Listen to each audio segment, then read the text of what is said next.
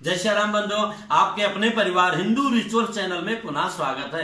बंधुओं, आज हम माघ महीने में क्या नियम धारण करके भगवान की कृपा हम प्राप्त कर सकते हैं, जीवन के कष्टों को भगा सकते हैं और मनुष्य जीवन का सर्वोत्तम लाभ प्राप्त कर सकते हैं, उसके बारे में निवेदन करने जा रहा हूं। आप देख रहे होंगे कि मैं सीढ़ियों पर बैठा हूं और बचपन से सीढ़ी मुझे प्रिय है, चाहे हमारे घर के छोटे से आंगन की रही हो, मंदिरों की रही हो, चाहे इस घर में भगवान ने हमको प्राप्त कराया है। और जैसे सीढ़ी है, ऊपर जाने का मार्ग है, ऐसे ही माघ महीने में अगर हम नियम का पालन करते हैं, धारण करते हैं, तो निश्चित जो है भगवान के पास जाने का बहुत सुगम मार्ग हमें प्राप्त हो जाएगा।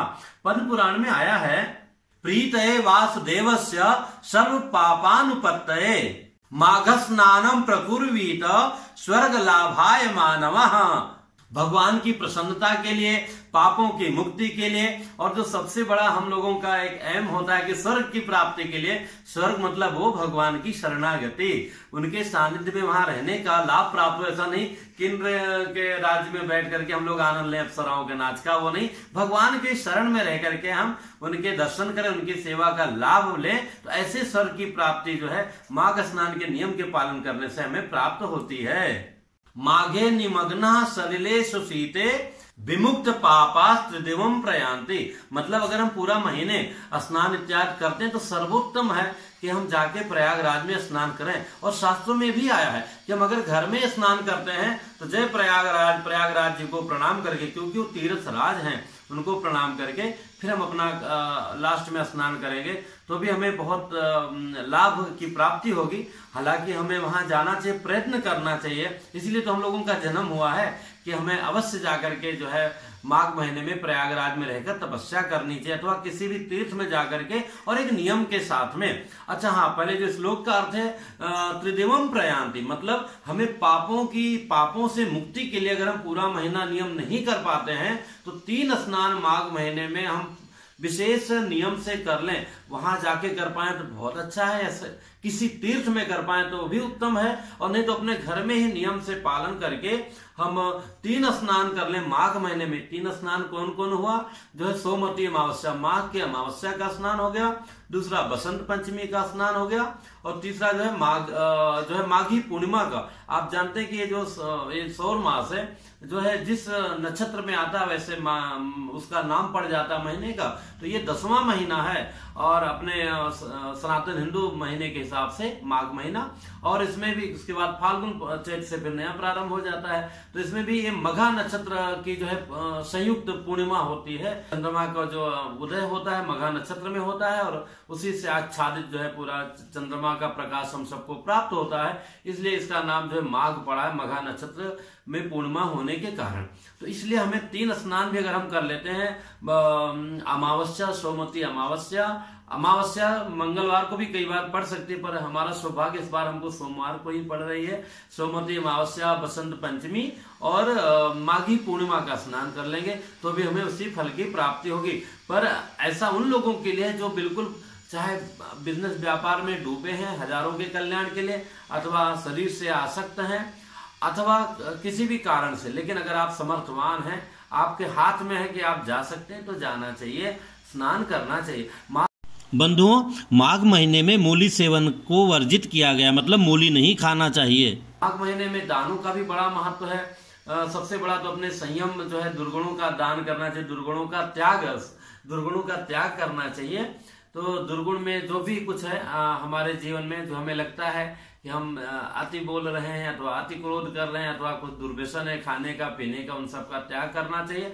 और नियम धारण में तो यही बात है कि आप देखिए माघ स्नान का बड़ा महत्व। बाकी चीजों में अगर हम पुण्य करते हैं, जब करते हैं, तब करते हैं, वो तो आपको एक्स्ट्रा लाभ मिलेगा, पर हम सूर्योदय के पहले मतलब नियम क्या धारण करें तो उसके बारे में ही निवेदन करूंगा कि सूर्योदय के पहले हम कहीं भी रहें, अगर तीर्थ राज में है तो वहां का वातावरण वैसा है, कई लोग तो वहां भी जाके जय जय सिया राम, इस बार तो जो है वहां भी जो है शेष 30,000, 40,000 का, 20,000 का वहां भी जो है बन गया जय जय सिया राम कि आप जो है शौक शान से रहिए। पर अगर हम वहां भी गए, वहां भी हम एसी रूम में रह रहे हैं, गद्दा में रह रहे हैं, तो तीर्थ में जाकर क्या लाभ है?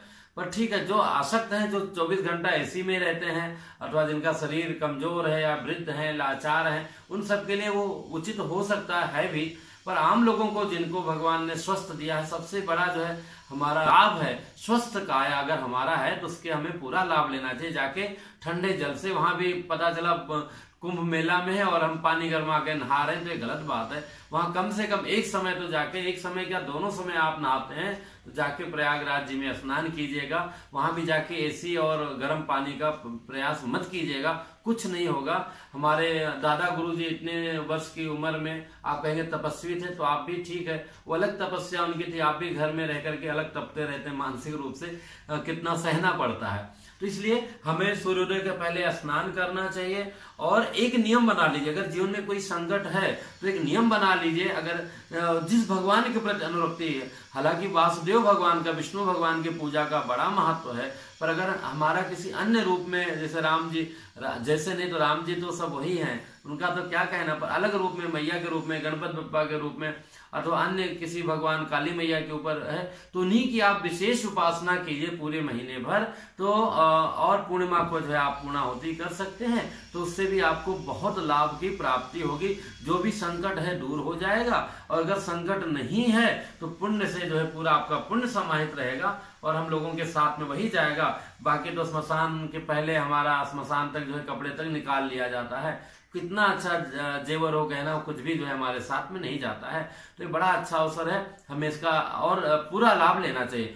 माघ मास की द्वादशी तिथि को माधव भगवान की जो पूरे जैसे एकादशी के नियम होता है उस नियम से रह करके उनका पूजा करता है, तपस्या करता है, तो उसको जो है राजसु यज्ञ का फल की प्राप्ति होता है। इतना बड़ा महत्व है। और यही नहीं, उस दिन जो मौनी अमावस्या की मैं चर्चा कर रहा हूँ, सोमवती अमावस्या को, उसको मौनी अमावस्या भी होता है। मतलब स्नान के पहले तक हमें मौन रहना चाहिए, हमें बोलना नहीं चाहिए। एक बार स्नान हो जाए फिर भगवान का नाम लेते हुए, भगवान का नाम पहले भी ले सकते हैं, पर सांसारिक वार्तालाप हमें नहीं करना चाहिए, स्नान के बाद ही करना चाहिए।